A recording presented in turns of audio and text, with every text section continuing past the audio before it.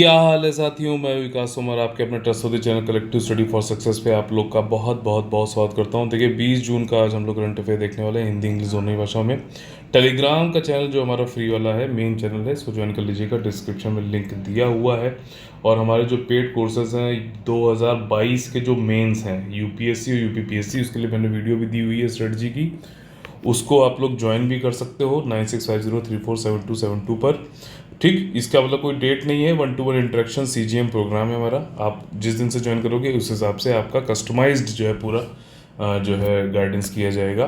साथ ही साथ 2023 का जो फाउंडेशन पेड ग्रुप है हमारे यूपीएससी और यूपीपीएससी के लिए, ठीक, तो वो हमारे 5 जुलाई से स्टार्ट होने वाले हैं। तो इनके लिए आप लोग जानकारी ले सकते हैं 9650347272 पर। आज जो 10 मोस्ट इंपॉर्टेंट टॉपिक्स हैं जो कि प्रीलिम्स और मेंस एग्जामिनेशन में आ सकते हैं UPSC, UPPSC, BPSC, other state PC examination में, वो है ये सारे जिनको अब हम लोग देखेंगे विस्तार से। देखिए पहला जो टॉपिक है वो है डिफेंस एंड सिक्योरिटी इशू संबंधित। Next generation corvette. कॉर्वेट क्या होता है? जो भी जो युद्धपोत इस टाइप के शिप्स होते हैं उसमें सबसे छोटा होता है। ठीक है, ये सबसे छोटा होता है। इससे ऊपर जो है फ्रिगेट होता है, इतना ध्यान रख लीजिए, फ्रिगेट होता है। तो अभी कॉर्वेट को बनाने के लिए इंडियन नेवी ने आपका डिफेंस एक्विजिशन काउंसिल के एक्सेप्टेंस के बाद, ठीक, 36,000 करोड़ का ऑर्डर दिया है कॉर्वेट बनाने के लिए। ठीक, तो डिफेंस एक्विजिशन काउंसिल जो होती है वो ये निर्णय लेती है कि हाँ भैया हमें कौन सा अधिग्रहण करना है, क्या नहीं करना है। तो कई सारे मापदंड उन सबको देखती है। तो कॉर्वेट जो मैंने आपको बताया ये अब काफ़ी तेज होती है, ठीक है, एजाइल होती है, फुर्तीली होती है क्योंकि छोटी है। और मिसाइल बोट और एंटी सबमरीन इसका मेन काम वैसे होता है। इसको हम लोग नई कैटेगरी क्यों बोल रहे हैं, नेक्स्ट जनरेशन क्यों बोल रहे हैं? क्योंकि इसमें एंटी सबमरीन के अलावा और भी कई सारे काम ये करने वाला है, जैसे कि सर्विलांस करना, ठीक है, एस्कॉर्ट करना, कोई बड़ी शिप जा रही उसके आगे चलना, ठीक है, देखते देखते, और आपका सर्च एंड रेस्क्यू करना, right. So all these things भी अब ये नेक्स्ट जनरेशन वाला कर पाएगा। अब ये कॉर्वेट जो है इंडिया में कोमोर्ता क्लास का होता है, जो कि प्रोजेक्ट 28 के अंतर्गत बनाया गया है। ठीक, इंडियन नेवी ने जो कोमोर्ता क्लास के कॉर्वेट बनाता है प्रोजेक्ट 28। इसी तरीके से प्रोजेक्ट 75 है जो सबमरीन से संबंधित है। प्रोजेक्ट 15A है, बी है, ठीक है ना। तो ये सारी चीज़ें आपको प्रोजेक्ट वाले, हो सकता है मैच ऑफ द फॉलोइंग में आ जाए क्वेश्चन, तो आपको याद करना चाहिए। ठीक, कॉर्वेट ये किसने बनाया है? Garden reach ship builders and engineers, Kolkata. इसी तरीके से इंडिया में सबसे बड़ा कौन है जो शिप बिल्डिंग करता है? कोचिन है। ठीक है, तो वो ध्यान रखना। कॉर्वेट क्लास में ही जो है और कौन कौन से हैं? कोमोर्ता है। ठीक, जो कॉर्वेट है उसमें कोमोर्ता क्लास के अंतर्गत कई सारे जो शिप्स बने हैं कॉर्वेट, वो कौन कौन से हैं? कोमोर्ता, कड़मत, किल्तन और कवरत्ती। ये ध्यान रखना, सब के सही नाम से हैं तो ध्यान रखना कोमोर्ता क्लास वाले हैं। इस वेसल में साकेत, संकेत, इलेक्ट्रॉनिक वॉरफेयर सिस्टम होता है, और कवच, डिकॉय लॉन्चर्स भी होता है। ठीक, तो ये भी किससे संबंधित है? ये आपका इंडियन नेवी कॉर्वेट से संबंधित है। ऐसे करके आप याद रख सकते हैं। ठीक है, अगला जो टॉपिक है हेल्थ इश्यू से संबंधित है। कैंसर से निपटने के लिए, खास तरीके के कैंसर निपटने के लिए बड़ी सफलता हाथ लगी है। यूनाइटेड स्टेट्स में क्या है कि 12 पेशेंट को बिना कीमोथेरेपी, रेडियोथेरेपी, सर्जरी के बिना ही सिर्फ जो प्रतिरोधक क्षमता होती है, इम्यूनो हमारी जो इम्यूनिटी होती है उसमें कुछ टारगेटेड चेंजेस करके हमने सिर्फ इम्यूनोथेरेपी के थ्रू ये 12 जो पेशेंट हैं उनको ठीक कर दिया। रेक्टल कैंसर जो है उनको ठीक कर दिया। तो रेक्टल कैंसर में भी एक कैंसर टाइप होता है, काइंड होता है मिसमैच रिपेयर डेफिशिएंट। ये वाला जो है सबसे कॉमन है। ठीक है, जैसे कोलोरेक्टल, गैस्ट्रोइंटेस्टाइनल जो हमारी आंत हैं उसमें जो होता है, और इंडोमेट्रियल, ये जो कैंसर्स हैं सबसे कॉमन होते हैं। तो इस वाले में कर दिया तो ज़्यादातर लोग जो है अब इस इम्यूनोथेरेपी के थ्रू जो है क्योर हो पाएंगे। अब इसमें क्या किया गया है, जो हमारी इम्यूनिटी है आपको पता है 2 तरीके के सेल्स होते हैं, टी सेल, बी सेल। मैंने कई बार इसको पढ़ाया भी हुआ है, बताया भी था, और यूपीएससी ने इस बार देखिए क्वेश्चन पूछा भी था, टी सेल और बी सेल। मैं इसलिए कहता हूँ डेली करंट अफेयर हमारा देखना बहुत ज़्यादा इंपॉर्टेंट है। उसके बाद भले ही आप इस पीडीएफ से हमारे पढ़ लीजिए, लेकिन जो मैं कॉन्सेप्ट बताता रहता हूँ वो रोज़ सुनना जरूरी है। तो इन्होंने क्या है कि एक प्रोटीन होता है PD1, ये प्रोटीन हमारी जो इम्यूनिटी होती है ना, इम्यून फंक्शन, उसको विनियमित करती है, रेगुलेट करती है, कोई चीज़ ज़्यादा करेगी, कोई चीज़ कम करेगी। तो इसमें कई बार क्या होता है, PD1 जो है टी सेल्स को रोकती भी है। टी सेल जो है वो किलर सेल भी हम इसको बोलते हैं, और बी सेल को हम लोग मेमोरी सेल बोलते हैं, ठीक, जस्ट फॉर योर इन्फॉर्मेशन। तो टी सेल को ही कई बार रोक देती है, और रोकने में से जो कैंसर सेल्स होते हैं उनको मार नहीं पाता। तो इन हमने क्या किया है इस इम्यूनोथेरेपी में, यूएस में क्या हुआ है कि PD1 ये प्रोटीन जो है, इसमें PD1 ब्लॉकेट लगा देते हैं। मतलब कि वो जो है टी सेल्स को रोक नहीं पाता, रोकता नहीं है, जो कैंसर सेल्स हैं उनको मारने लगता है। तो इसकी वजह से बिना कीमोथेरेपी के, बिना सर्जरी के, बिना रेडियोथेरेपी के, सिर्फ इम्यूनिटी में कुछ टारगेटेड चेंजेस करके PD1 ब्लॉकेट लगा के जो है हम टी सेल्स के जरिए कैंसर सेल्स को मारकर जो है रेक्टल कैंसर वाली जो है, ठीक है ना, जिसमें मिसमैच रिपेयर डेफिशिएंट वाला जो कैंसर होता है उसको सही कर पा रहे हैं। ठीक, मुझे लगता है अब आपको काफ़ी चीज़ें इसमें समझ में आ गई होंगी। अब आप इसके बाद क्या है कि सिर्फ इसको पढ़ लीजिए PDF को एक दो बार आपको याद हो जाएगा, लेकिन वीडियो एक बार देखने के बाद आपका ये सब चीज़ें आसानी से आपको समझ में आ सकती हैं।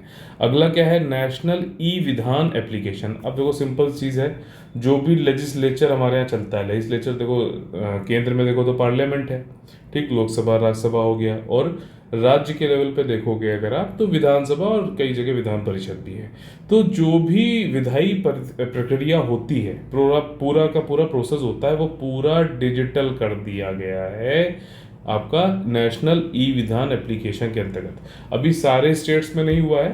सबसे पहला ऐसा करने वाला कौन सा स्टेट था, हो सकता है डायरेक्टली ये स्टेट पीसी एग्जामिनेशन पूछ ले तो नागालैंड था। पूरी दुनिया में अगर पूछे कि कौन सी ऐसी सरकार थी जिसने सबसे पहले जो है पूरा जो उनका कार्य प्रणाली है वो किस जो है पेपरलेस कर दिया, डिजिटलाइज कर दिया, तो वो दुबई था। ठीक, यूपी में भी ये जो है प्रणाली चालू हो रखी है, और अभी गुजरात के कुछ MLA गए थे यूपी में देखने कि भैया कैसे काम हो रहा है। यूपी का जो है पूरा विधान सभा जो है, विधान सिस्टम, लेजिस्लेचर, वो पेपरलेस हो चुका है। इसी को लोग बोलते हैं ई विधान सिस्टम। अब इसमें क्या है भाई साहब, एप्लीकेशन आपकी वेब एप्लीकेशन है, आपका वेबसाइट है, और ये जो भी MLA हैं वो भी देख सकते हैं, और हम लोग जो नॉर्मल लोग हैं वो लोग भी इसको देख सकते हैं कि भैया कौन से क्वेश्चंस स्टार्ट क्वेश्चन पूछे गए। ये आपको पता है ना कि ये पढ़ा होगा जरूर आपने लक्ष्मीकांत में वैसे भी, कि स्टार्ट क्वेश्चन होते हैं, ठीक है ना, अनस्टार्ट क्वेश्चन होते हैं। स्टार्ट क्वेश्चन में क्या होता है, मान लीजिए किसी मंत्री से स्टार्ट क्वेश्चन पूछा गया तो उसको मंत्री को विधानसभा में ही, ठीक, या फिर संसद में ही वहीं पे मौखिक रूप से जवाब देना है।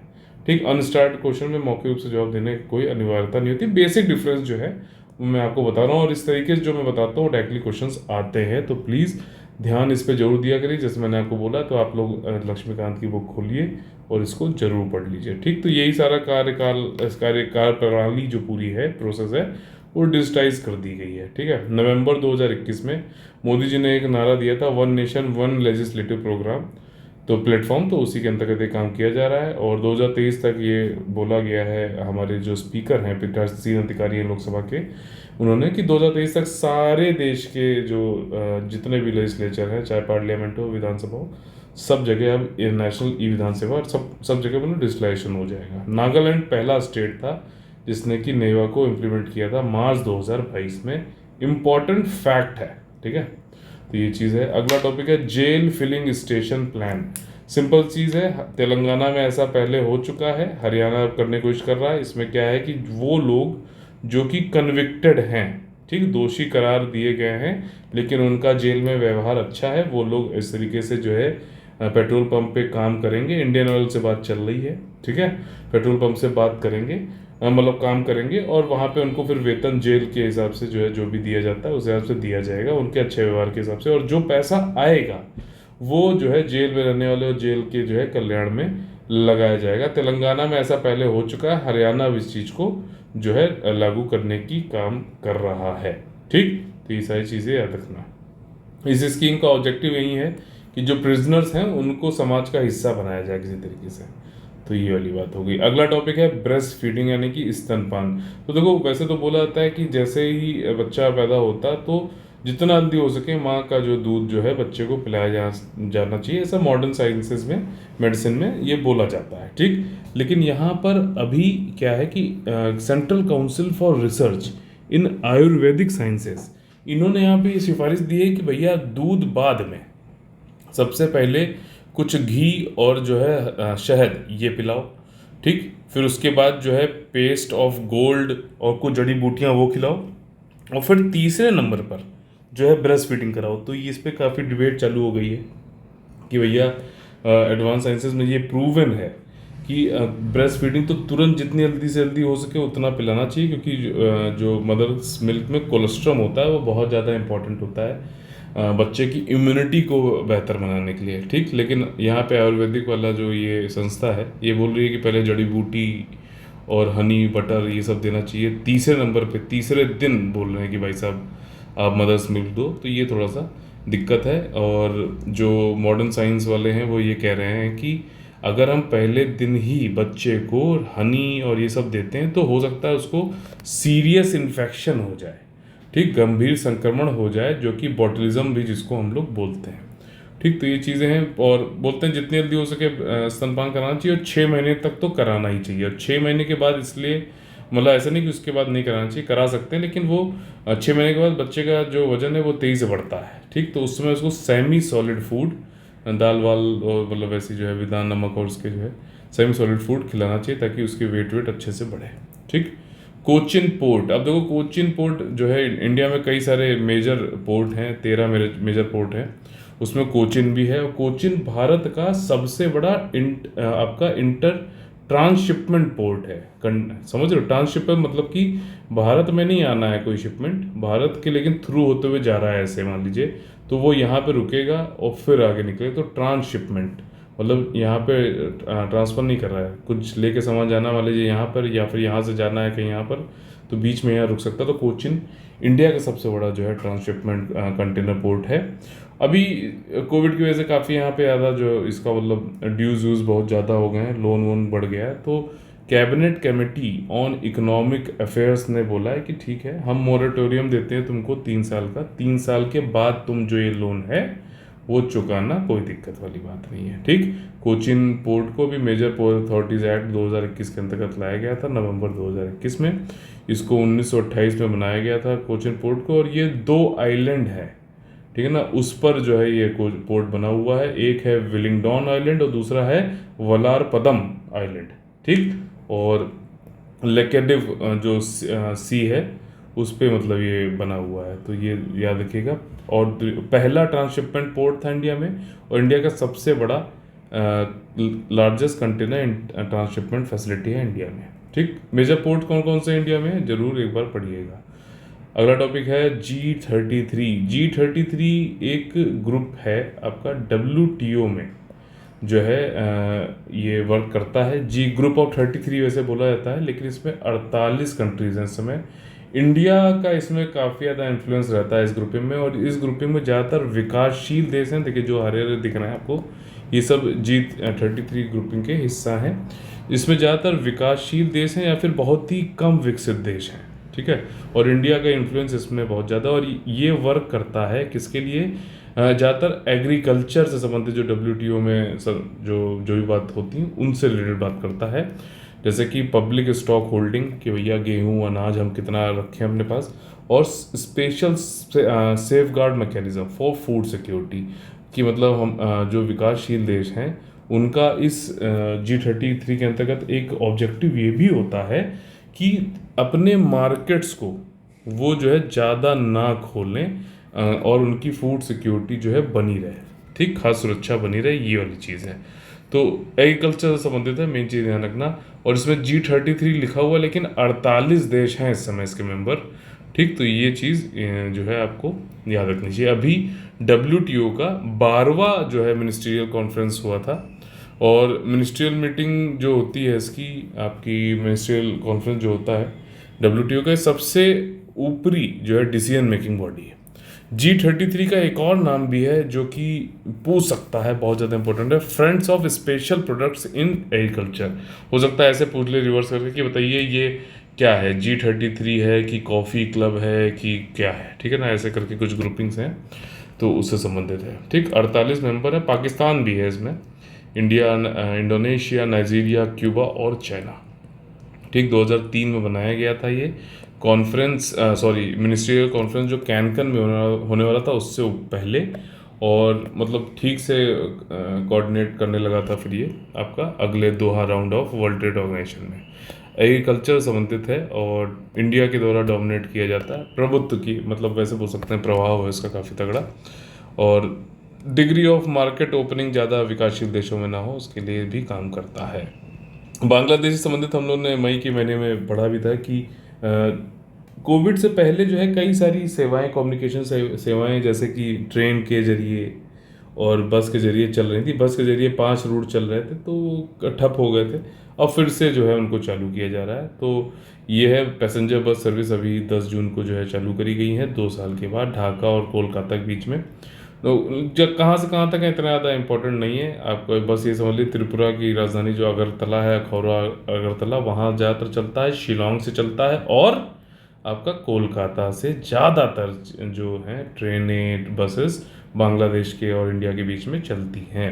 इससे पहले मैंने आप लोगों को पढ़ाया था कि जो है ट्रेन सर्विसेज में कुछ ट्रेन के नाम हैं जो कि पूछ सकता है कि बताइए which of these trains are running between India and Bangladesh, तो उसमें आ सकता है। तो जैसे मैत्री है, बंधन एक्सप्रेस है और मिताली एक्सप्रेस है। अभी नई जो है ये बाई वीकली ट्रेन चली है, मतलब सप्ताह में 2 बार चलेगी। तो ये जो है 3 ट्रेन चलती है, मैत्री, बंधन और मिताली। ठीक, नेक्स्ट टॉपिक है फीफा ई नेशंस कप 2022। जैसे फीफा आप लोग पता है फुटबॉल खिलाता है, वैसे ही वीडियो गेम में EA स्पोर्ट्स करके एक संस्था है, उसने फीफा के साथ में मिलके, जो फुटबॉल की सबसे बड़ी फेडरेशन है, उसके साथ में मिलके वीडियो गेम का जो है वो कराते हैं। तो इंडिया भी अब इसके लास्ट 24 मतलब जो लोग पार्टिसिपेट करेंगे 2022 के FIFA world cup Nations cup में, तो उसमें जो है इंडिया भी आ गया है, तो बड़ी बात है। इंडिया और 23 अदर कंट्रीज विल और ये पार्टिसिपेट करेंगे 26 से 30 जुलाई तक कोपनहेगन डेनमार्क में। ठीक, तो ये चीज़ें इंपॉर्टेंट है। India is also the part of this video game football वाला। अगला टॉपिक है इंटरनेशनल रिलेशन वे फाइंडिंग एप्लीकेशन। बिल्कुल सिंपल है, ज़्यादा टेंशन लेने वाली बात नहीं है। वे फाइंडिंग एप्लीकेशन क्या है, जैसे आप लोग पता है कि यूएन का वैसे ऑफिस कहाँ पे है, न्यूयॉर्क में है, लेकिन जिनेवा स्विट्ज़रलैंड में भी है। वहाँ जहाँ पर जिनेवा स्विट्ज़रलैंड में जो यूएन का ऑफिस है वो 5 बिल्डिंगों में है। ठीक, और 21 फ्लोर का ये ऑफिस है। अब ये समझ लो कि जैसे आप कहीं नई जगह जाते हो, बड़ी बिल्डिंग जाते हो, तो आप खो जाते हो ना कि कौन सा रास्ता कहाँ जा रहा है, आप जब पूछना पड़ता है या फिर डायरेक्शन देखने पड़ते हैं। तो ये वे फाइंडिंग एप्लीकेशन क्या है, ये इस तरीके की एप्लीकेशन है। वैसे तो देखो जीपीएस जो है खुले में तो बढ़िया चलता है, ठीक है, अपना रोड पे हो आप, लेकिन बिल्डिंग के अंदर कई बार जो है दिक्कत करता है। बिल्डिंग के अंदर कैसे बता देगा कि ये रूम नंबर 1 है, ये रूम नंबर 2 है, नहीं बताता है इस तरीके का। ठीक, वो तो पूरी बिल्डिंग बताता है। तो बिल्डिंग के अंदर हम कैसे ढूंढें, तो उसी के लिए एक वे फाइंडिंग एप्लीकेशन कि किसका रूम कहाँ पर है, सिक्योरिटी के जो है वो भी चीज़ों को ध्यान रखना है कि मतलब कोई भी कहीं पे नहीं घुस जा रहा है। तो इंडिया की एक संस्था है सी डॉट, जो कि डिपार्टमेंट ऑफ टेलीकम्युनिकेशन के अंतर्गत आती है, वो ये एप्लीकेशन बना रही है। बस सिंपल सी चीज़ है, लेकिन नाम ऐसा है जिससे कि पता नहीं चल पा रहा है कि क्या चीज़ है, इसलिए हो सकता है कि आपको कन्फ्यूज़न हो। लेकिन अगर आपने ये पढ़ा और मुझसे सुन लिया है, एक बार मेरी आवाज़ आपके तक पहुंच रही है, तो फिर आप इसको नहीं भूलोगे, क्योंकि मैं इतना आसान कर देता हूँ कि आप इसको भूल ही नहीं सकते। हाँ, लेकिन उसके बाद 1-2 बार आप सुने पढ़ें PDF से, तो that will be much much better, क्योंकि आखिरी में जाते जाते जो है काफ़ी ज़्यादा करंट अफेयर हो जाता है, और डेली अगर आप करते हैं तभी जो है इफेक्टिव रहता है करंट अफेयर में। अदरवाइज आखिरी में मंथली करोगे तो भूल भी सकते हो नेगेटिव मार्किंग की वजह से, और या फिर मेंस एग्जामिनेशन लिखने वाले हो तो वहाँ पे तो आपको ही लिखना है, तो आपको ज़्यादा बेहतर याद होना चाहिए। ठीक, तो ये सारी चीज़ें हैं। और जो ये आपका यूएनओ का ऑफिस है जिनेवा में, इसको बोलते हैं प्लाइज देस नेशंस प्रेमाइसेस। ठीक, सी डॉट बना रहा है centre for development of telematics, जो कि एक स्वायत्त संस्था है, telecom research and development centre है डिपार्टमेंट ऑफ टेलीकम्युनिकेशन के अंतर्गत। ठीक, तो आज का सेशन यहीं पे खत्म करते हैं एक कोट के साथ में। अगर जीवन में सफलता प्राप्त करनी है तो मेहनत पर विश्वास करें, किस्मत की आजमाइश तो जुए में होती है, ध्यान रखना। मेहनत का कोई ऑल्टरनेटिव नहीं है। मेहनत के साथ में अगर आपको बेहतर गाइडेंस मिले तो वो सबसे बढ़िया है, कम समय में आपका लक्ष्य आप अचीव कर सकते हो।